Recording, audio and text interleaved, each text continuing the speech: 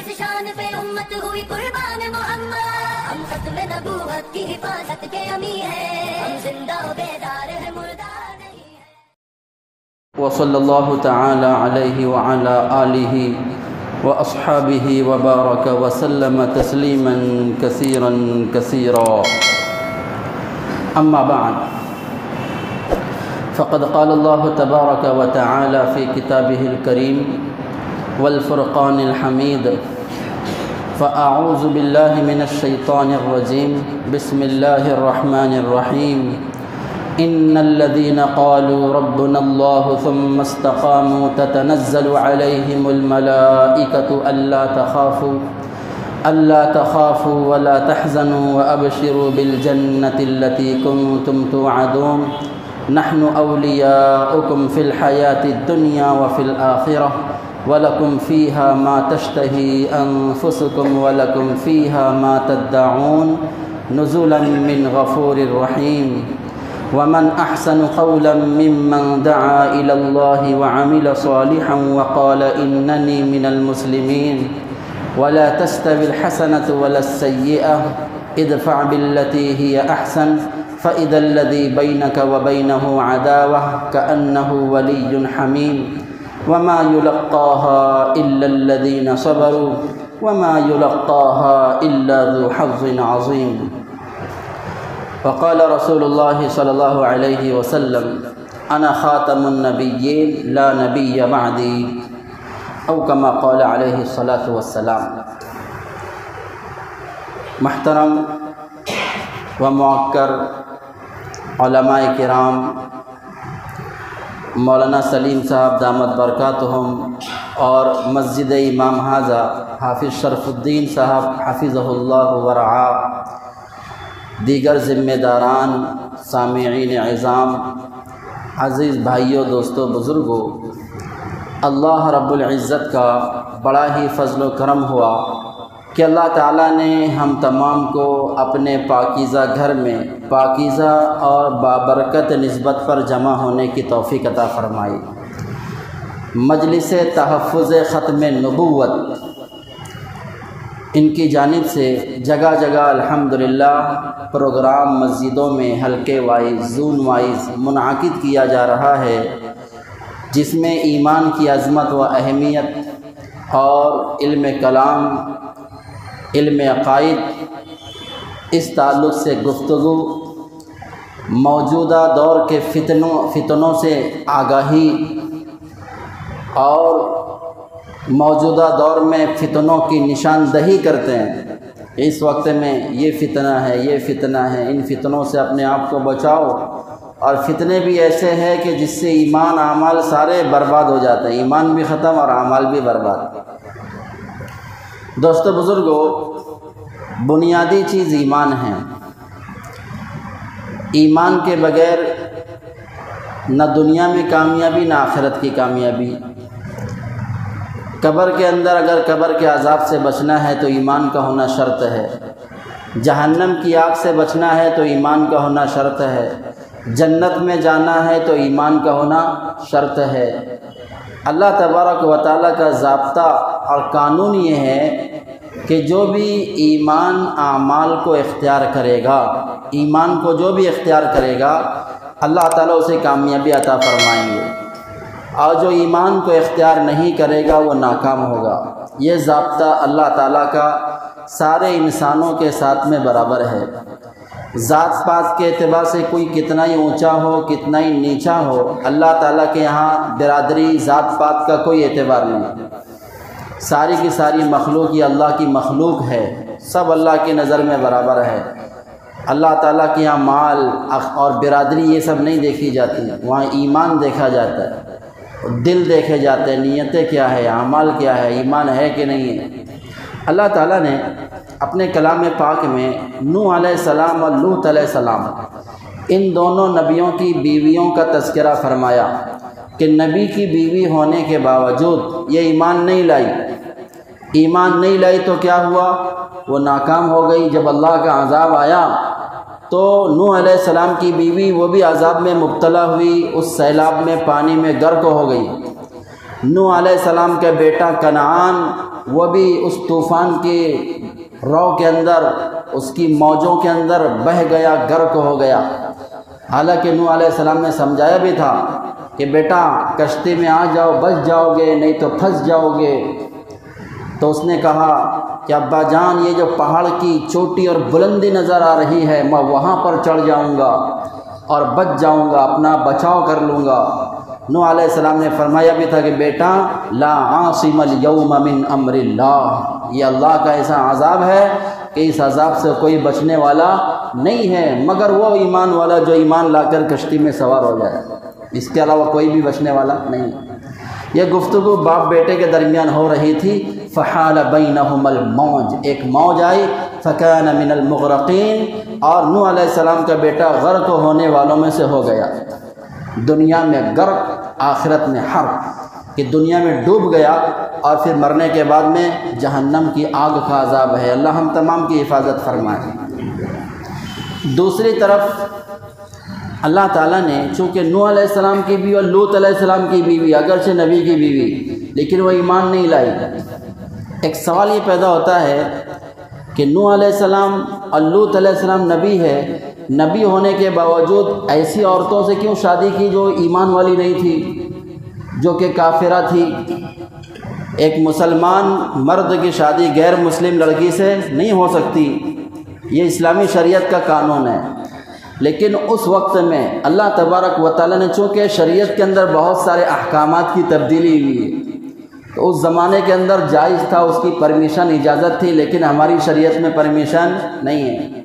بہرحال تو یہ دونوں نبی کی بیویاں ہیں، لیکن ایمان کو انہوں نے اختیار نہیں کیا تو کیا ہو گیا؟ ناکام ہو گئی۔ دوسری طرف اللہ نے مثال بیان فرمائی فرعون کی بیوی، امرأت فرعون، وہ فرعون جس نے انا ربکم الاعلیٰ کا دعویٰ کیا تھا، اپنے آپ کو ربکم الاعلیٰ کہتا تھا کہ سب سے بڑا خدا میں ہوں، نعوذ باللہ۔ تو اس کی بیوی حضرت آسیہ علیہ السلام نے ایمان اعمال کو اختیار کر لیا تو اللہ تعالیٰ نے ان کی کامیابی کا اعلان اپنے قرآن میں بیان فرما دیا کہ فرعون کی بیوی ایمان اعمال اختیار کر لے وے، ایمان کی حقیقت کو اگر اپنا لے وے تو فرعون کی بیوی کامیاب، نبی کی بیوی اگر ایمان کو نہ اپنائے تو نبی کی بیوی ہونے کے باوجود ناکام۔ یہ اللہ کا ضابطہ سب کے ساتھ ہے، ہمارے ساتھ بھی ہے۔ اگر ہم ایمان اعمال کو اختیار کر لیں گے تو کامیاب، اور اگر ایمان اعمال کو اختیار نہیں کریں گے تو ناکام۔ ہمارے دعوت و تبلیغ کے بھائی بہت اچھا ایک جملہ کہتے ہیں، جب تک اس روئے زمین پر، بلکہ حدیث کا خلاصہ ہے کہ لا تقوم الساعۃ حتی یقال فی الارض اللہ اللہ، کہ جب تک اس روئے زمین پر ایک بھی ایمان والا اللہ اللہ کہنے والا باقی رہے گا، اللہ تعالیٰ پوری کائنات کے روئے زمین کے نظام کو اسی طرح چلاتے رہیں گے، پوری کائنات کے نظام کو چلائیں گے۔ اور جس وقت ایک بھی ایمان والا اس دنیا میں نہیں رہے گا، اس دھرتی میں ایک بھی ایمان والا اللہ اللہ کہنے والا، صرف اللہ کہنے والے بھی نہیں رہ جائیں گے۔ روایت میں آتا ہے کہ ایک بڑھیا ہوگی، اس کو صرف اتنا پتہ ہوگا کہ ان کے باپ دادا اللہ اللہ کہتے تھے، اللہ اللہ کہتے تھے۔ جب تک وہ بڑھیا رہے گی تب تک قیامت نہیں قائم نہیں ہوگی، کیونکہ اس کو اس کے دل و دماغ میں، اس کی زبان پر اللہ کا لفظ باقی ہے۔ جب لفظ اللہ دل و دماغ سے اور زبانوں سے اٹھا لیا جائے گا اللہ کا نام، کوئی بھی ایمان والا نہیں، کوئی اللہ کا نام لینے والا نہیں ہوگا، تو وہ دن اس دنیا کا، اس کائنات کا آخری دن ہوگا اور ساری کائنات کو تباہ برباد کر دیا جائے گا۔ ایمان اور اسلام کو ہم کیا سمجھتے ہیں؟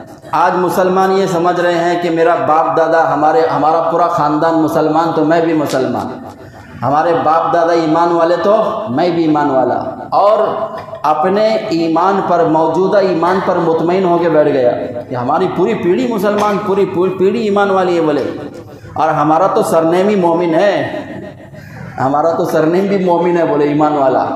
جب ہے ہم ہے ایمان والے، خاندانی ایمان والے ہیں، تو پھر ٹینشن لینے کی کیا ضرورت؟ تو دوستو بزرگوں، اس کو ایک مثال سے سمجھے۔ ایمان کسی برادری ذات پات کا نام نہیں ہے۔ جیسے ڈاکٹر ہونا یہ کسی قومیت کا نام نہیں ہے، ڈاکٹری مستقل ایک علم و ہنر اور اس کے مطابق عمل کا نام ہے۔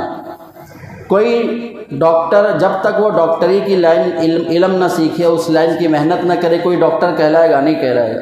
اب ایک ڈاکٹر صاحب ہے، اب ڈاکٹر صاحب کے 10 بیٹے ہیں، اب ڈاکٹر صاحب کے سارے بیٹے ڈاکٹر کہلائیں گے؟ نہیں کہلائیں گے۔ ڈاکٹر صاحب کے اگر 10 بیٹے ڈاکٹری سیکھیں گے تو 10 کے 10 ڈاکٹر کہلائیں گے، اور 10 بچوں میں سے ایک بچے نے بھی ڈاکٹری نہیں سیکھا، ڈاکٹری کا علم حاصل نہیں کیا، اس لائن کی محنت نہیں کی، تو ڈاکٹر کہلائے گا؟ بڑے سے بڑا ماہر ڈاکٹر، اس کا ایک بھی بیٹا ڈاکٹر نہیں بنا تو کوئی اس کو ڈاکٹر بولے گا؟ ان کے بچوں کو کوئی بھی ڈاکٹر نہیں بولے گا۔ کیوں نہیں بولے گا؟ کہ اس نے ڈاکٹری، اگرچہ ڈاکٹر کا بیٹا ہے لیکن ان کے بیٹوں نے ڈاکٹری سیکھی نہیں، اس کو اپنایا نہیں۔ جب انہوں نے ڈاکٹری کو سیکھا نہیں اور اس کو اپنایا نہیں تو ڈاکٹر کیسے کہلائیں گے؟ اگرچہ ڈاکٹر کا بیٹا ہے، اس کا باپ ڈاکٹر، اس کا دادا ڈاکٹر، اس کا پردادا، نانا نانی سب ڈاکٹر، لیکن انہیں ڈاکٹر نہیں، کیونکہ اس نے اس لائن کو، اس علم کو سیکھا نہیں اور اپنایا نہیں۔ تو یہی حال ایمان کا ہے۔ ہمارے باپ دادا ایمان والے تو ہم سمجھے بس ہم بھی ایمان والے ہیں۔ یہ قومیت کا اور ذات پات کا نام ایمان نہیں، بلکہ ایک محنت ہے، ایک علم ہے، اور اس کے مطابق اپنی زندگی کو ڈھالنے کا نام ہے۔ اقرار باللسان، تصدیق بالقلب، عمل بالارکان کا نام ایمان ہے۔ اپنی زبان سے اقرار بھی کرنا، دل کے گہرائیوں سے یقین بھی رکھنا، اور اعضاء سے اسی کے مطابق عمل کرنا، اس کا نام کیا ہے؟ ایمان۔ اب یہ ایمان اگر ہمارے پاس ہے تو ہم ایمان والے کہلائیں گے، اور اگر اللہ نہ کرے ایمان نہیں ہے تو پھر جو ہے جس کے پاس ایمان نہیں ہے خسر الدنیا والآخرہ، اس کی دنیا آخرت دونوں برباد ہے۔ یہ ایمان، اس کی حقیقت کو اپنانا ضروری۔ اللہ تعالیٰ نے ہمارے اکابر علماء اکثر جو ہے قرآن پاک کی ایک آیت تلاوت فرما کر امت کو ایمان کی حقیقت کو آگاہ کرنے کے لیے ایک آیت تلاوت فرماتے، وہ یہ کہ اللہ تعالیٰ نے اپنے کلام پاک میں ارشاد فرمایا کہ یا ایھا الذین آمنوا آمنوا باللہ، اے ایمان والو ایمان لے آؤ، اے ایمان والو ایمان لے آؤ۔ تو سوال یہ ہوتا ہے ایمان والوں سے کہا جا رہا ہے کہ ایمان لے آؤ، تو جو آلریڈی ایمان والے ہیں تو ان ایمان والوں سے کیوں کہا جا رہا ہے کہ ایمان لے آؤ؟ یہ تو تحصیل حاصل لازم ہو گیا کہ جو پہلے سے ایمان والے ہیں تو ان کو ایمان لانے کے بولنے کا مطلب کیا؟ اے ایمان والو ایمان لے آؤ، کیا مطلب؟ حضرت جی رحمت اللہ علیہ اس کی اس طرح تشریح فرمایا کرتے تھے کہ اس کی جو ہے 2 تشریح فرماتے تھے حضرت جی رحمت اللہ علیہ۔ ایک تشریح تو یہ فرماتے تھے کہ اللہ فرما رہے کہ اے ایمان والو ایمان کے دھوکے سے نکل جاؤ، ایمان کے دھوکے سے نکل جاؤ، جو تمہارے پاس ایمان ہے تم کو ایمان کا دھوکہ لگ گیا، ایمان کی حقیقت ہے نہیں، ایمان کی حقیقت ابھی تک تم حقیقت تک پہنچے نہیں ہو، جو کچھ تمہارے پاس میں کمزور ایمان ہے اسی کو حقیقت والا اور کامل ایمان سمجھ کر بیٹھے ہو، تو ایمان کے دھوکے سے نکل جاؤ۔ اور دوسری بات یہ فرماتے تھے اللہ نے اس آیت میں اس بات کا حکم فرمایا کہ اے ایمان والو تمہارے پاس جو ایمان موجود ہے، موجود ایمان پر محنت کر کے اس ایمان تک پہنچو جو اللہ کو مطلوب ہے، موجود پر محنت کر کے مطلوب تک پہنچو۔ مطلوب کیا ہے؟ ادخلوا فی السلم کافہ، کہ دین میں اور اسلام میں پورے طور پر داخل ہو جاؤ، آدھا تیتر آدھا بٹیر مت بنو، میٹھا میٹھا ہڑپ کڑوا کڑوا تھو تھو مت کرو، جو اپنوں کو اچھا لگتا ہے اس پر عمل کرتے ہیں اور جو ہماری منشا کے اور نفسانیت کے خلاف ہوتا ہے تو ہم اس کو چھوڑ دیتے ہیں، کہ ہر بات کی شریعت سنت کی، اللہ کے حکموں کو، نبی اکرم صلی اللہ علیہ وسلم کے طریقوں کو مکمل طریقے سے اپنی زندگی میں لانا۔ اس کو مثال سے بیان کرتے ہیں، ہمارے پاس جو ایمان ہے، ہم ایمان والے نہیں ہیں نعوذ باللہ یہ بھی نہیں بول سکتے، ہے ایمان والے الحمدللہ، لیکن ہمارے ایمان کو اگر ہم جو اپنے ایمان کو پرکھتے ہیں غیروں کے مقابلے میں کہ ابھی ہمارا پاس ایمان ہے لیکن دیکھو وہ تو نعوذ باللہ ہندو ہے، وہ تو مسلمان ہی نہیں، میں تو مسلمان ہوں، وہ عیسائی ہے، وہ یہودی ہے، یہ فلاں ہے ڈھکانا ہے، اور میں تو مسلمان ہوں، اور اس پر ہم خوش ہوتے ہیں۔ ایمان پر خوش ہونا چاہیے، لیکن ایمان کو اگر پرکھنا ہے تو ہمیں اپنے ایمان کو صحابہ کے ایمان کے سامنے، ان کے ایمان کے مقابلے میں اپنے ایمان کو سطح کو دیکھنا چاہیے کہ صحابہ کا ایمان کیسا تھا اور ہمارا اپنا ایمان کیسا ہے، وہ ایمان کی کس سطح پر تھے اور ہم ایمان کی کس سطح پر ہے۔ صحابہ کا ایمان معیاری ایمان ہے، ان کے جیسا ایمان لانے کا حکم اللہ نے قرآن میں فرمایا، وَإِذَا قِيلَ لَهُمْ آمِنُوا كَمَا آمَنَ النَّاسِ، ان سے کہا جاتا ہے ایسا ایمان لاؤ۔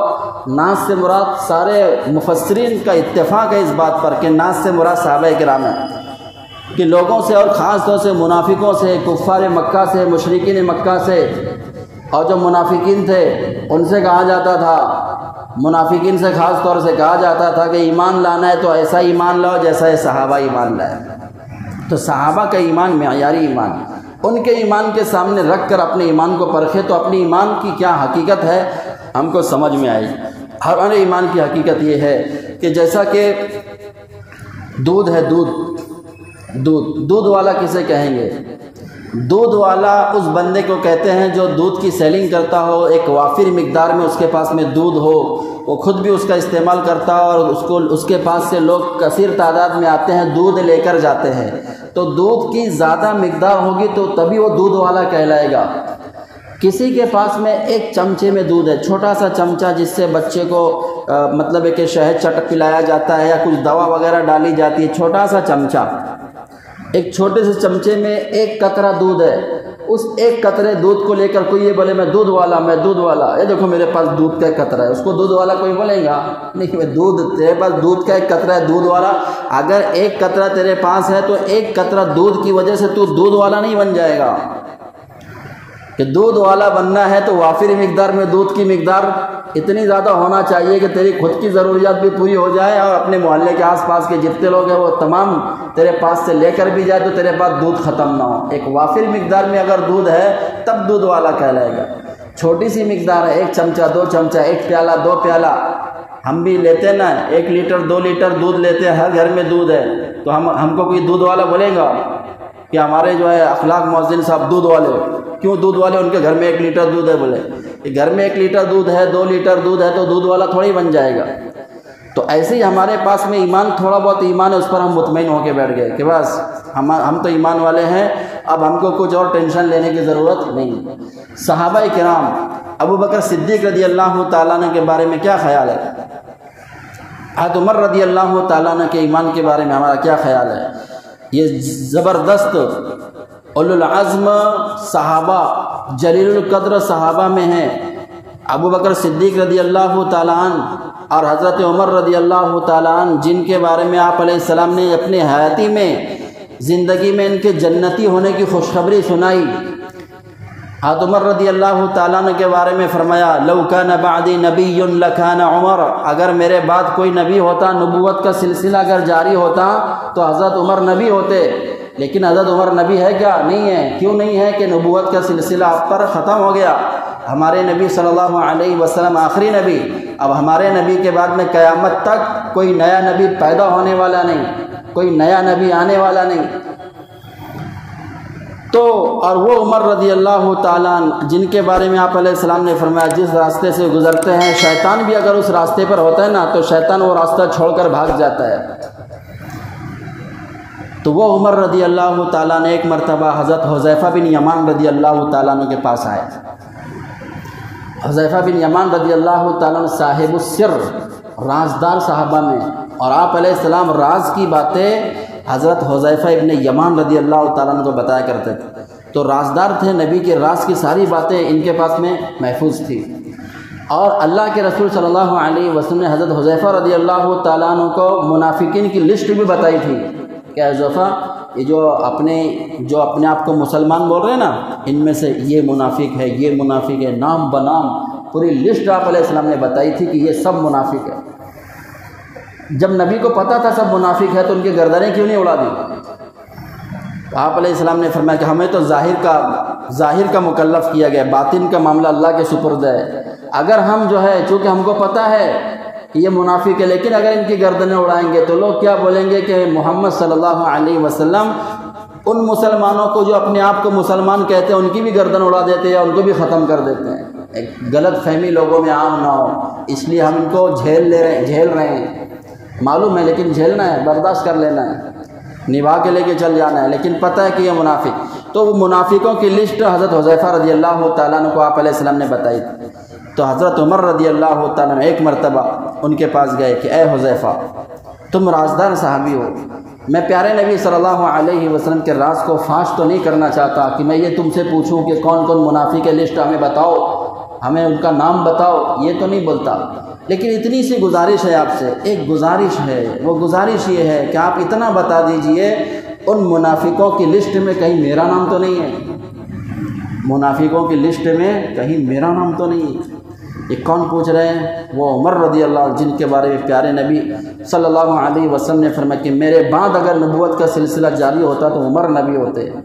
جس راستے سے حضرت عمر گزرتے ہیں شیطان بھی بھاگ جاتا ہے۔ عمر رضی اللہ تعالیٰ عنہ کی جنت میں اپنی آنکھوں سے دیکھ کر آیا ہوں۔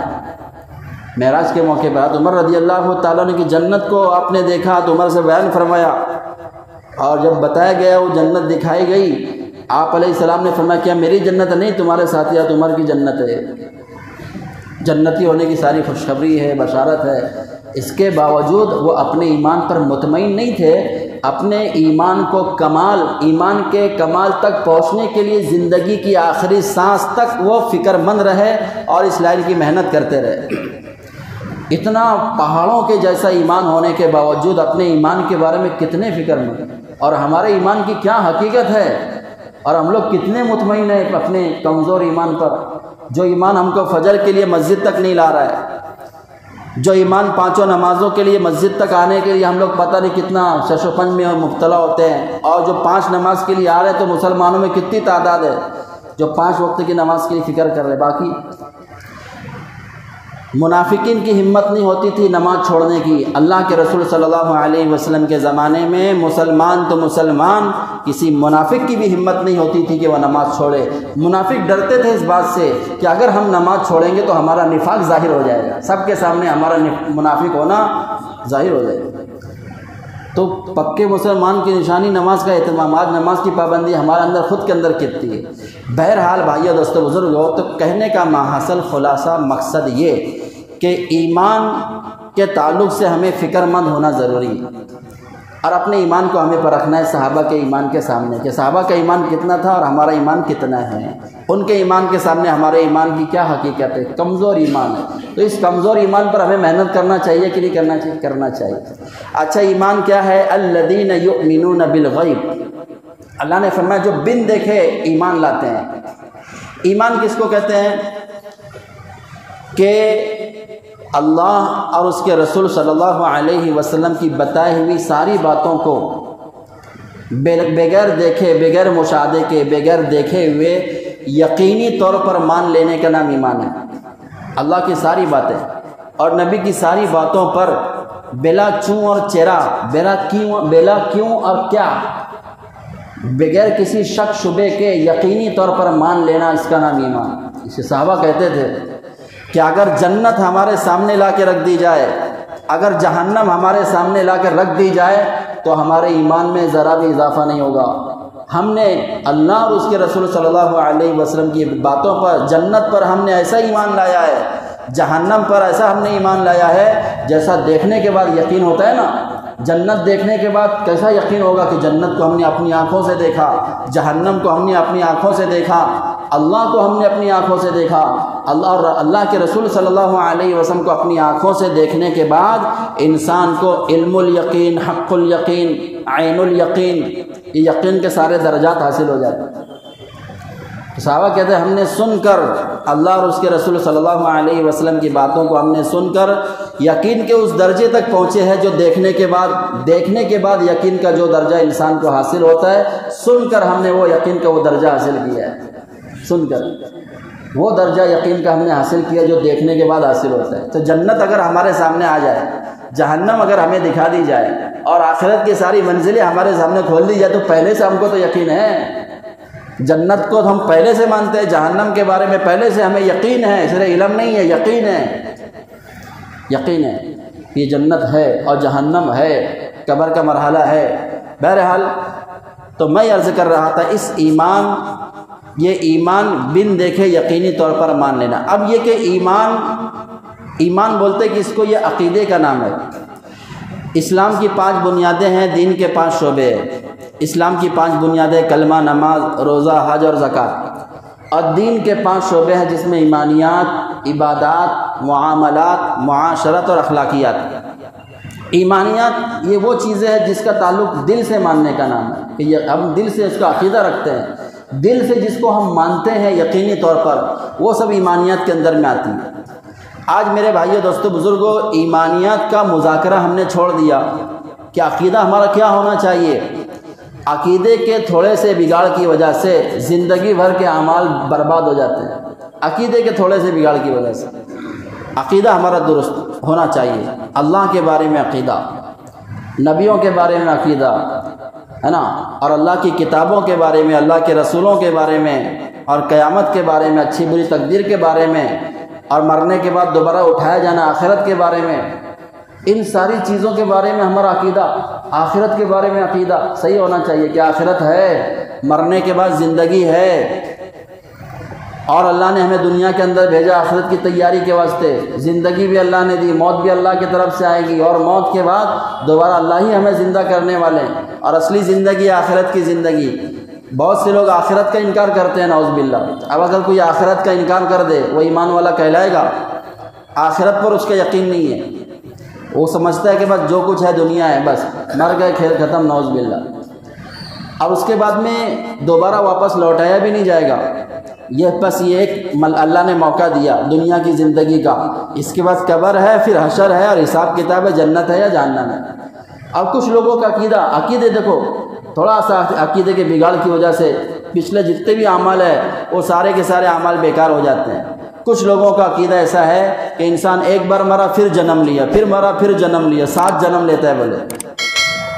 یہ اسلامی عقیدہ نہیں ہے، 7 جنم لیتا ہے بولے۔ پہلے جنم کوئی پنیہ کا کام کیا تو بولے اچھا بن گیا، کچھ اچھے مطلب کہ عہدے مالدار بن گیا، یا کوئی بادشاہ بن گیا، بہت بڑا اچھا کام کیا تھا۔ کوئی برا کام کیا تو اس کو چوہا بنا دیا، بلی بنا دیا۔ یہ اسلامی عقیدے کے خلاف نظریہ ہے۔ آخرت کے بارے میں ہمارا عقیدہ، رسولوں کے بارے میں کم و بیش 1.25 لاکھ انبیاء کرام کو اللہ نے بھیجا، آدم علیہ السلام سے لے کر اس سلسلۃ الذہب کی آخری کڑی ہمارے آپ کے آقا پیارے نبی جناب محمد الرسول اللہ صلی اللہ علیہ وسلم کی ذات گرامی ہے۔ ان سارے نبیوں رسولوں پر ہمارا ایمان لانا ضروری ہے۔ اگر کسی نے اجمالی اعتبار سے کسی ایک نبی کا بھی انکار کر دیا، کسی ایک نبی کا انکار کر دیا، وہ ایمان والا کہلائے گا؟ موسیٰ علیہ السلام کا، یا عیسیٰ علیہ السلام کا، یا آدم علیہ السلام کا، نوح علیہ السلام کا، ابراہیم علیہ السلام کا، اسماعیل علیہ السلام کا، یا کسی نبی کا جس کا اللہ نے ذکر فرمایا کہ یہ نبی ہے، یہ رسول ہے، ان کا اگر انکار کر دے کہلائے گا ایمان والا؟ نہیں۔ اللہ کی ذات پر ہمارا ایمان عقیدہ درست ہونا چاہیے۔ اللہ ایک ہے، پاک بے عیب ہے، اللہ ایک ہے، پاک بے عیب ہے، اور اللہ کے برابر کا کوئی نہیں۔ اللہ سے اونچا تو دور کی بات ہے، اللہ کے ٹکر کا بھی ساری کائنات میں کوئی نہیں۔ اللہ خالق ہے، اور جتنی کائنات یہ سب کچھ مخلوق ہے، یہ بنی ہوئی ہے، سب کو بنانے والا اللہ ہے، سب کا خالق اللہ ہے، سب کا مالک اللہ ہے، سب کو پیدا اس نے کیا، قدرت والا اللہ ہے۔ اگر اللہ کے علاوہ کوئی کسی اور کو خالق مانے، کسی اور کو خدا مانے، تو بتاؤ وہ ایمان والا کہلائے گا؟ نہیں کہلائے گا۔ اور اللہ کے علاوہ دوسرا کوئی رب ہے ہی نہیں، کوئی خدا ہے ہی نہیں، اس لیے کہ اللہ نے قرآن میں فرمایا لو کان فیہما آلہۃ الا اللہ لفسدتا، اگر آسمان و زمین میں اللہ کے علاوہ کوئی اور بھی اگر ہوتا خدا، تو آسمان و زمین کا نظام جو منظم طریقے سے چل رہا ہے یہ درہم برہم ہو جاتا۔ کبھی نہ کبھی دونوں کے اندر ٹکراؤ ہوتا، کوئی بولتا سورج کو کہ ادھر سے نہیں ادھر سے نکل، کوئی بولتا ادھر سے نہیں ادھر سے نکل، نظام میں گڑبڑی ہوتی۔ لیکن جب سے اللہ نے کائنات کے نظام کو چلایا، ایسا منظم طریقے سے چل رہا ہے کہ ذرا بھی آگے پیچھے نہیں۔ یہ دائمی تقویم دکھ رہی ہے نا، دائمی تقویم، یہ اسی سسٹم کے مطابق بنائی گئی ہے۔ دائمی تقویم بنا دی گئی کہ سورج کا طلوع کب ہو رہا ہے، غروب کب ہو رہا ہے، برابر سورج میں جو ہے 12 مہینوں کے اعتبار سے طلوع بھی اسی ٹائم پر ہوتا ہے، غروب بھی اسی جگہ منزل، اور آگے پیچھے جو ہو رہا ہے تقدیم تاخیر، وہ سب ایسا منظم طریقے سے ایک ہی سسٹم کے مطابق چل رہا ہے کہ تقویم بنانے والوں نے دائمی تقویم بنا دی، سال بھر کے حساب سے چلتی ہے، جس میں فجر کا ٹائم ہے نا، تہجد کا آخری وقت، فجر کا وقت، اور پھر طلوع آفتاب کا وقت، زوال آفتاب کا وقت ہے نا، غروب آفتاب کا ٹائم، سب جو ہے سال بھر کے حساب سے مستقل کے حساب سے سسٹم طے ہو کے سامنے آ گئے، کیونکہ ایک ہی اللہ تعالیٰ نظام چلا ہے۔ ایک بڑھیا کہتی ہے میں نے اپنے اللہ کو چرخے سے پہچانا والا، چرخہ کاٹتی تھی، چرخہ معلوم ہے نا، ہمارے دھولیا مالیگاؤں میں ابھی بھی ہے، پہلے تو بہت زیادہ تھا لیکن ابھی بہت سے چونکہ مشینریاں نکل گئی ہے تو کم ہو گیا، لیکن ابھی بھی دھولیا مالیگاؤں میں ابھی بھی ہے۔ اور اپنے شولاپور کے اندر جو ہے بہت کم ہے، زیادہ طور پر مشینری وغیرہ کا استعمال ہوتا ہے، تو چرخہ کاٹتی تھی، بولے اس چرخے سے میں نے اپنے رب کو، اللہ کی وحدانیت کو پہچانا کہ اللہ ایک ہی ہے۔ بولے کیسے پہچانا؟ بولے اس طرح جب میں چرخہ چلاتی ہوں، جب تک چلاتی ہوں چرخہ چلتا رہتا ہے، چلاتے چلاتے جب میں چرخہ چلانا بند کر دے تو چرخہ بھی بند ہو جاتا ہے۔ تو اس سے میری جو عقل میں یہ بات آئی، جب ایک چرخہ کسی کے چلائے بغیر چل نہیں سکتا تو اتنی بڑی کائنات کسی کے چلائے بغیر کیسے چل سکتا ہے؟ اچھا پھر ایک ہی اللہ چلا رہا ہے، یہ کیسے سمجھ میں آیا؟ وہ بھی بولے اسی چرخے سے سمجھ میں آیا، جب میں اکیلے چلاتی ہوں تو چرخہ برابر چلتا رہتا ہے، جب پوتے پوتی نواسے نواسیاں یہ سب آ کر میرے ساتھ وہ لوگ بھی چلانا چالو کرتے ہیں تو چرخے کا نظام ڈگمگانے لگتا ہے۔ تو یہ جو منظم طریقے سے چل رہا ہے، اس کا مطلب ایک ہی ذات اس کو چلانے والی ہے۔ بہرحال اب اگر اللہ کے علاوہ کوئی اور خدا اگر مان لے تو ایمان رہے گا؟ نہیں رہے گا۔ اگر یہ عقیدہ کوئی بناتا ہے نعوذ باللہ تو اس کا ایمان گیا کام سے، عقیدہ بگڑ گیا۔ جب عقیدہ بگڑ گیا تو ایمان کی حقیقت تو ختم ہوئی، زندگی بھر جتنے نیک اعمال کریں گے وہ بھی برباد ہے۔ اسی طرح ہمارے نبی صلی اللہ علیہ وسلم آخری نبی ہے، یہ عقیدہ ایمان کا حصہ ہے۔ اگر کوئی جو آخری نبی نہ مانے نعوذ باللہ اور نبی کے بعد کسی اور کو بھی نبی مان لے تو اس کا ایمان باقی رہے گا؟ نہیں رہے گا۔ جب ایمان ہی باقی نہیں رہا تو جتنے بھی اس نے اعمال کیے تو سارے اعمال برباد۔ اور دوستو بزرگوں، شکیل بن حنیف، اس کے ذریعے سے جو اس وقت میں جو امت کے اندر ارتداد پھیل رہا ہے، بات کب تک کرنی ہے؟ 8 بجے تک۔ ہاں، امت کے اندر جو ارتداد پھیل رہا ہے شکیل بن حنیف کے ذریعے سے، شکیل یہ دراصل قادیانیت کی ایک نئی شکل ہے جو شکیل بن حنیف کی شکل میں ظاہر ہوئی ہے، شکیل بن حنیف کی شکل میں ظاہر ہوئی ہے۔ اور جو ہے اس کو جب میں دھولیے میں 2004 کی بات ہے، ابھی شولہ پور نہیں آتا، 2005 کے نومبر کے اندر میرا شولہ پور آنا ہوا، اس کے پہلے 2004 میں دھولیے میں تھا۔ تو دھولیے کے اندر ایک بہت مشہور و معروف شخص جو تبلیغ کے اعتبار سے جڑے ہوئے ساتھی تھے، ان کا نام ہی جماعت علی، جماعت کا اتنا کام کرتے تھے، نام بھی ان کا جماعت علی تھا۔ اور پرانے ساتھی، منجے ہوئے ساتھی، پورے علاقے کے ذمہ دار ساتھی۔ تو ایک بندہ رئیس جو ابھی بھی شکیل کا جو ہے مبلغ ہے، وہ کسی زمانے میں میرے پاس آتا تھا، بڑا فکر مند ساتھی تھا۔ جب بھی ان کی پارٹی وارٹی ہوتی تھی تو مجھے ساتھ میں لے کے جاتا تھا، مولانا جو ہے نوجوان لوگ جمع ہے، تھوڑا دین کی بات کرو اور کھانا بھی ہمارے ساتھ کھا لو۔ تو کھانا بھی کھاتے تھے اور کھانے کے بعد میں سب نوجوان ساتھی کو جوڑ کے، اتنا فکر مند ساتھی تھا۔ ایک مرتبہ اچانک میرے پاس آیا، بولے مولانا یہ دجال کون ہے؟ بولے دجال کی کیا حقیقت ہے؟ دجال کس کو بولتے ہیں؟ حضرت مہدی کون ہے؟ حضرت عیسیٰ علیہ السلام کے بارے میں، دجال کے بارے میں، یاجوج ماجوج کے بارے میں، قیامت کی نشانیوں کے بارے میں کھود کے پوچھنے لگا۔ تو میں اس کو بتانے لگا تو بولا نہیں، بولے وہ ہم لوگ میہون بارہ جو دھولیے سے قریب میں 40 گاؤں کے پاس میں، میہون بارہ کے اندر بولے ہماری 3 دن کی جماعت گئی تھی، وہاں پر جو ہے وہ ذمہ دار ہے امیر صاحب۔ تو انہوں نے جو ہے ہم کو یہ بتایا کہ پتہ ہے تم کو حضرت مہدی جن کے بارے میں سنتے تھے آنے والے ہیں، حضرت عیسیٰ علیہ السلام آنے والے، ارے آ گئے، بولے آ گئے، چلنا ہے ملنے کے واسطے، چلو ہم تم کو لے کے چلتے۔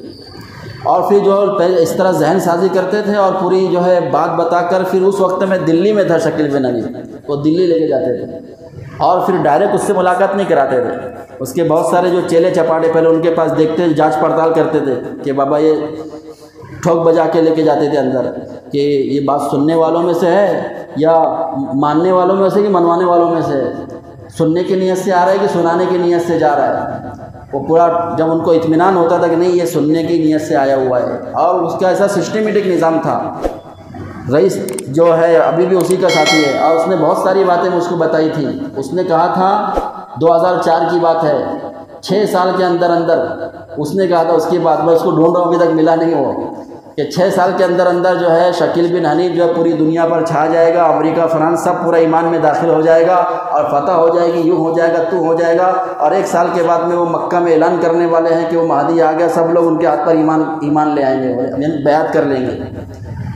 اب وہ 2004 سے 6 سال کتنے بار آ کر گئے، جہاں کا وہاں ہے، اور چھپتے پھر رہا ہے، وہ چھپتے پھر رہا ہے حضرت مہدی کا، چھپتے مطلب ہے کہ اپنا چہرہ لوگوں کے سامنے چھپائیں گے۔ ایک علماء حق ان کو پہچانیں گے، علماء حق کی جماعت، وہ تو اپنے مہدی ہونے کو بھی چھپائیں گے، بچیں گے، اور اللہ کی طرف سے جو ہے جس وقت میں جو ہے بیت اللہ کے درمیان طواف کر رہے ہوں گے، اس وقت میں حاذا خلیفۃ اللہ فی الارض مہدی، ایک نداء غیبی آئے گی کہ یہ زمین میں اللہ کے خلیفہ مہدی ہے۔ علماء حق سب سے پہلے ان کو پہچانیں گے، وہ بیعت کریں گے، پوری امت ان کے اوپر متحد ہو جائے گی۔ بہرحال تو بولنے کا مسئلہ حاصل یہ ہے کہ وہ جو جماعت علی، اس کا جو ہے بھانڈا کیسے پھوٹا کہ اس کے پاس میں مطلب یہ کہ بیرون کی ایک لمبے خرچے کی جماعت میں وہ بندہ نکلا۔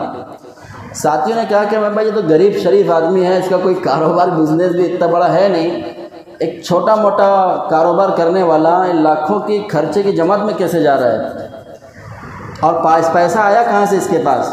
تو پتہ چلا کہ ایک بڑا چیک اس کے پاس میں آیا تھا، وہ بھی قادیان ہی سے آیا تھا، قادیان سے ہی آیا تھا، تو اس کے بھی جو ہے پوری فنڈنگ وہاں سے ہی ہو رہی ہے۔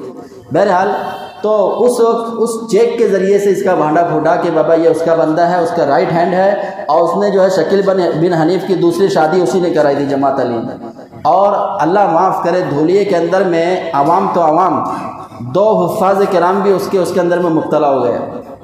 ایک ہمارے استاد کے بھانجے حافظ ناصر کر کے اقصی مسجد میں امامت کرتے تھے، دھولیے کی اقصی مسجد، وہاں امامت کرتے تھے، وہ بندہ بھی اس کے چنگل میں آ کے چلا گیا۔ ایک حافظ محبوب کر کے تھا، وہ بھی اس کے چنگل میں آ گیا، ابھی بھی ان لوگ کا مبلغ بنا ہوا ہے۔ کیوں؟ بڑی وجہ اس کے پیچھے، جو کم وقت میں زیادہ مالدار بننا چاہتے ہیں، مال کی ریل پیل ہوتی ہے، مال کی ریل پیل ہوتی ہے۔ یہ جو رئیس نامی بندہ تھا، جب مجھ سے کھود کے بہت سوالات کرنے لگا، میں اس کو بتانے لگا بھائی دجال امریکہ فرانس کا نام دجال نہیں ہے، دجال کے بارے میں پیارے نبی صلی اللہ علیہ وسلم نے صاف فرمایا کہ اس کی ایک آنکھ کا اندھا ہوگا، اور وہ انسان یہودی النسل ہوگا، کسی ملک کا نام نہیں ہے، اس کا کلر ایسا ہوگا، ابن قطن کے جیسا وہ نظر آتا ہے، انسان ہے، کوئی ملک کا نام نہیں۔ اور دجال جو آئے گا 40 دن کے لیے آئے گا، صرف کتنے دن کے لیے؟ 40 دن کے لیے۔ پہلا دن 1 سال کے برابر، اس کا دوسرا دن 1 مہینے کے برابر، تیسرا دن 1 ہفتے کے برابر، اور باقی دن عام دنوں کے جیسا ہوگا۔ اس وقت میں دھولیے کے اندر جب یہ فتنہ تیزی سے پھیلنے لگا تو وہاں کے سارے علماء سر جوڑ کر بیٹھے کہ اس فتنے کا تعاقب کیسے کیا جائے۔ وہ جو جماعت علی نام کا بندہ تھا، علماء خفیہ 4 دیواری کے اندر کوئی چند علماء ذمہ دار مشورہ کرتے تھے، مشورہ کر کے یہ طے کرتے تھے کہ بغیر بتائے ہمیں اس کے پاس جا کر اس سے بات چیت کرنا ہے۔ اور یہاں سے نکلتے تھے اور ایک بندے کو لگا کے بولتے تھے وہاں پر فون، وہاں پر ہے کہ نہیں؟ بولے ہاں میں دیکھ رہا ہوں سامنے بیٹھا ہوا ہے، نکل جاؤ تم وہاں سے۔ دھولیے سے نکلتے تھے اور وہاں پہنچے تھے، پہنچنے سے 5 سے 10 منٹ پہلے برابر وہاں سے نکل جاتا تھا، 5 سے 10 منٹ پہلے برابر وہاں سے کھسک جاتا تھا، وہاں ملتا نہیں تھا، وہ جا کر واپس آنا پڑتا تھا۔ ایسا مطلب سسٹمیٹک ان کا نظام ہے۔ رئیس جام کا جو بندہ، وہ تو مجھے ہی بول رہا تھا چلو اب بھی شکیل بن حنیف کے پاس۔ میں ابھی نیا فارغ ہو کر آیا ہوں، ابھی میرے پیچھے امامت ہے، مکتب ہے، مدرسہ ہے، مجھے ادھر ادھر جانے کی چھٹی نہیں ہے، یہ تو فتنہ ہے، فتنوں کے پاس میں کہیں کو جاؤں؟ جب میں تم کو صحیح بات بتا رہا ہوں اس کو مانو۔ اور پھر اور زیادہ تحقیق کرنے لگا تو میں نے جو ہے مظاہر حق جدید مشکات شریف کی جو شرح ہے وہ اس کو میں نے دیا، وہ اس کو پڑھا، اور پڑھنے کے بعد میں بہت سارے شکیل بن حنیف کے پاس لے کے گیا اس کو، اور اس کے الٹے سیدھے جوابات لے کر آیا، اور پھر بتانے لگا کہ وہ شکیل بن حنیف نے یوں کہا، ایسا کہا، ویسا کہا، اور اس نے یہ بھی کہا کہ علماء کے پاس جانے کا نہیں، یہ کرنے کا، یوں کرنے کا نہیں۔ بہرحال 2-3 جگہ وہ جب اس کو علماء نے اس کے اوپر دباؤ ڈالا، اس کے گھر کی طرف سے پریشر آیا، تو اس نے آخری میں جملہ یہ کہا، اس نے جملہ کہا کہ اب ہم اس مطلب سطح تک پہنچ گئے ہیں، اب بات اتنی آگے تک پہنچ گئی کہ اگر ہم ریورس واپس ادھر آئیں گے، اگر ہم ٹھکرائیں گے یا واپس ادھر آنا چاہیں گے تو ہمیں شوٹ کر دیا جائے گا، ہمیں ختم کر دیا جائے گا، ایسا معاملہ۔ اب تو کرتا کیا نہ کرتا ان کو، مرتا کیا نہ کرتا اسی میں ان کو کھپنا ہے، ایسے حالات ہے۔ اور جانے کے بعد بتا رہا تھا رئیس نام کا جو بندہ کہ بہت سارے جو ہے مراحل سے گزرنے کے بعد شکیل بن حنیف تک رسائی ہوتی ہے، اور جانے سے پہلے جو اس کے بیٹھنے سے پہلے ایک بسکٹ دیا جاتا ہے، وہ بسکٹ کھانے کے بعد میں اس کا اثر یہ ہوتا ہے کہ 8-8 گھنٹہ وہ بات کرتا ہے، 8 گھنٹہ بات کرتا ہے، مجال ہے کہ کوئی اپنی جگہ سے اٹھے، نہ کسی کو بھوک کا احساس ہوتا ہے نہ پیاس کا احساس ہوتا ہے، اور 8-8 گھنٹے اس کی بات سنتا ہے، متاثر ہو جاتا ہے۔ اچھا دوسری بات یہ کہ اچانک جیسے ابھی لائٹ چلی گئی نا، بات کرتے کرتے لائٹ چلی جاتی ہے، لائٹ چلے جانے کے بعد میں پھر ایک روشنی نکلتی بولے، اور وہ روشنی جو ہے اس کے چہرے سے ایسی روشنی ظاہر ہوتی، سب لوگ پورا بولے اس میں اجالا ہو جاتا ہے، لوگ متاثر ہوتے کہ ہاں بڑی شخصیت ہے، اور بولے یہاں پر تو ہم اس کو گالیاں دیں گے، لیکن اس سے جب آنکھ سے آنکھ ملانے کے بعد میں جب واپس آئیں گے تو ہمارے خیالات بھی ویسے ہی ہو چکے ہوں گے جیسے اس کے خیالات۔ ہیپناٹزم علم جس کو بولتے ہیں، اس کا بھی استعمال کیا جا رہا ہے۔ تو بہرحال ایسے پرفتن حالات کے اندر جو ضرورت اس بات کی ہے کہ ہم اپنے ایمان، یقین اور عقیدے کو مضبوط بنائیں۔ اس کے اندر جو ہے ہر نمونے کے لوگ مبتلا ہیں، لیکن زیادہ تر چونکہ جو کام کر رہا ہے نا، جماعت کے نحس پہ کام کر رہا ہے، اس کا بھی 4 مہینہ لگا ہوا ہے۔ شکیل بن حنیف کا 4 مہینہ لگا ہوا ہے، جماعت میں وقت تو لگایا ہوا ہے۔ اور جو ہے اس نے، میں 2004 کی بات کر رہا ہوں، وہ رئیس نام کا جو بندہ جو بھی اس کا مبلغ ہے، وہ بتا رہا تھا کہ مولانا صاحب بولے عنقریب اعلان کرنے والے ہیں کہ بولے یہ آ گیا بول کر یہی مہدی ہے نعوذ باللہ، اور اس کے پیچھے چلو بول کر، اس طرح کے الٹے سیدھے دعوے۔ اور یہ کہ ہم بھی حج پر جانے والے ہیں، اور اس نے پیشن گوئی کی یہ ہے کہ حج پر یہ ہوگا وہ ہوگا، اعلان کرے گا۔ بہرحال تو اس طرح کے شکیل بن حنیف کوئی نیا، یعنی ایک اکیلا فتنہ نہیں ہے، ایسے کئیوں فتنے اپنے ملک میں دندنا رہے ہیں۔ اور مہدی ہونے کا دعویٰ کرنے والے، عیسیٰ علیہ السلام کا دعویٰ کرنے والے یہ اکیلا نہیں ہے، ایسے کئی لوگ آ کے مر کے کھپ کے بری موت، کتے کی موت مر چکے ہیں۔ اور اس کے جیسے باطل ایسے قسم کے لوگوں کو خرید کر کھڑا کرتا ہے تاکہ مسلمان، بھولے بھالے مسلمانوں کے عقیدے کو کیا کیا جائے، بگاڑا جائے۔ اور علم کے نہ ہونے کی وجہ سے، جہالت کی وجہ سے، حق بات کے معلوم نہ ہونے کی وجہ سے بہت سارے بھولے بھالے مسلمان بھی باطل کی چنگل میں آ کر وہ جیسا بولتے ہیں ویسا مان لیتے ہیں، کیونکہ صحیح بات ان تک پہنچی نہیں، غلط بات پہلے ان تک پہنچ گئی تو غلط بات ہی کو صحیح بات سمجھ لیتے ہیں۔ تو بہرحال اس طرح کی یہ ساری باتیں اس لیے بھی بتائی جا رہی ہیں۔ ہم کو ایسا لگتا ہے کہ شولہ پور میں یہ فتنہ نہیں ہے، شولہ پور میں فتنہ نہیں ہے، مہاراشٹر میں فتنہ نہیں ہے، کہ فتنے کہاں کہاں ہیں، یہ غیر محسوس طریقے سے ابھی تو بہت چوکنا رہ کے کام کرتے ہیں۔ کہیں بھی اگر جو ہے کوئی بندہ اس طرح کی بات کرے کہ حضرت مہدی آ گئے، حضرت عیسیٰ علیہ السلام آ گئے، چلو ہم تم کو ملاقات کرنے لے کے جاتے، اس طرح کا کوئی بندہ ملے تو سب سے پہلے اس کو علماء کے پاس لانا چاہیے، اپنے امام صاحب کے پاس لانا چاہیے کہ بھائی علم کی بات ہے تو علماء سے پوچھنا چاہیے، علم کی بات ہے تو علماء کے پاس، جو چیز جہاں ملتی ہے وہاں سے لینا چاہیے۔ اب اگر کوئی میڈیکل میں جا کر یہ کہے کہ مجھے 1 کلو ٹماٹر دو، تو میڈیکل والا ٹماٹے دیں گا؟ میڈیکل والا بولے گا بھائی ٹماٹے چاہیے، یہاں لکشمی مارکیٹ ہے، مارکیٹ یاد ہے لکشمی سبزی مارکیٹ میں جاؤ، وہاں تم کو ٹماٹے ملیں گے، یہ تو دوائیوں کی دکان ہے، دوائیوں کا میڈیکل ہے، یہاں دوائیاں ملیں گی۔ تو علم اور علم کی حقیقت جو جاننا ہے، علم چاہیے تو علماء کے پاس ملے گا، اہل علم کے پاس علم ملے گا۔ جو اہل علم نہیں ہیں، جو علماء نہیں ہیں، ان کے پاس علم ملے گا۔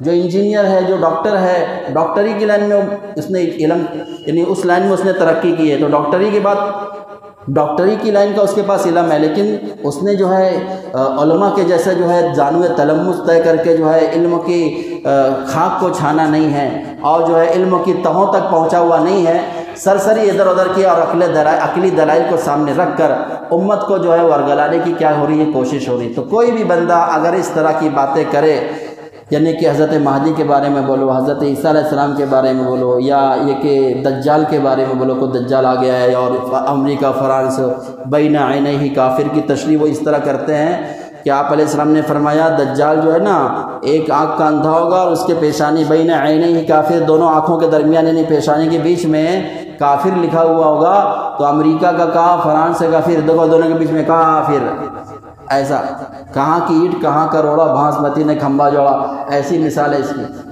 دجال کے بارے میں آپ علیہ السلام نے جو صراحتاً جو روایتیں موجود ہیں کہ 40 دن کے واسطے آئے گا، یہودیوں نسل ہوگا، اور وہ انسان ہے، کوئی ملک کا نام نہیں ہے، اور اس کا خاتمہ حضرت عیسیٰ علیہ السلام کے ذریعے سے ہوگا۔ اور اللہ تبارک و تعالیٰ نے جو ہے آپ علیہ السلام کے زمانے میں تمیم داری رضی اللہ تعالیٰ عنہ نے، مشکات کے اندر روایت موجود ہے، اپنی آنکھ سے دجال کو دیکھ کر آئے تھے کسی جزیرے کے اندر میں، اور اس سے بات کی تھی۔ آپ علیہ السلام نے جب وہ واپس آئے، تمیم داری رضی اللہ تعالیٰ نے پوری کارگزاری سنائی دجال کے بارے میں، تو آپ علیہ السلام نے سب کو جمع فرمایا اور فرمایا کہ تم اپنی کارگزاری سناؤ کہ دجال سے مل کر آئے، اور دجال زنجیروں میں جکڑا ہوا تھا، اور اس نے پوچھا کہ محمد صلی اللہ علیہ وسلم آ گئے؟ بولے آ گئے۔ بولے وہ طیبہ کے اندر پہنچ گئے؟ بولے ہاں پہنچ گئے، طیبہ میں یعنی مدینہ میں بھی پہنچ گئے۔ تو دجال نے کہا کہ اب وہ مدینہ میں بھی پہنچ گئے، بولے تو اب میرے نکلنے کا زمانہ قریب آ چکا ہے، ان قریب میں نکلوں گا، ظاہر ہوں گا۔ مطلب ہے کہ اس کا موجود تو ہے لیکن اس کا خروج ظاہر ہونا باقی ہے، اور جب وہ ظاہر ہوگا تو اس کے خاتمے کے لیے کون؟ حضرت عیسیٰ علیہ السلام کا اللہ نے انتخاب فرمایا ہے۔ بہرحال تو یہ چند باتیں اس لیے عرض کر دی گئی کہ کچھ فتنہ پرور لوگ اور فتین قسم کے لوگ ہمارے عقیدے کو بگاڑنے کے لیے اس طرح کی باتیں چلا رہے ہیں، تاکہ بھولے بھالوں کا مسلمانوں کا عقیدہ بگڑے، ان کا ایمان خراب ہو جائے، اور اللہ نہ کرے اگر ہمارا عقیدہ بگڑ گیا، ایمان بگڑ گیا تو اعمال کتنے بھی کر لو سارے کے سارے اعمال کیا ہو جائیں گے؟ برباد ہو جائیں گے۔ عقیدہ اگر درست ہے، اعمال میں اگر کمزوری بھی ہے، اعمال میں چھوڑ پکڑ بھی ہے، تو یہ ایمان ایک نہ ایک دن اس کو جہنم سے نکال کر جنت میں جانے کا ذریعہ بنے گا۔ لیکن جس کے پاس ایمان ہی ختم ہو گیا تو کتنے بھی اعمال وہ کر لے، بغیر ایمان کے اعمال پر کوئی اثر نہیں، آخرت میں کوئی اجر نہیں۔ بہرحال انہی چند باتوں پر اپنی بات ختم کرتا ہوں، 8 بجے کا وقت دیا گیا تھا۔ اللہ تعالیٰ سے دعا ہے اللہ تعالیٰ ان سارے فتنوں سے ہم تمام کی حفاظت فرمائیں، اور اس کے تعلق سے فکر مند ہونے کی ہم تمام کو توفیق عطا فرمائے۔ جیسے ہمارے اکابر ذمہ دار بتا رہے اس تعلق سے ہمیں ان کا ساتھ بھی دینا ہے، سپورٹ بھی کرنا ہے، اور اس طرح کی کوئی بات کرے تو علماء تک ان کو پہنچانے کی فکر کرنا ہے۔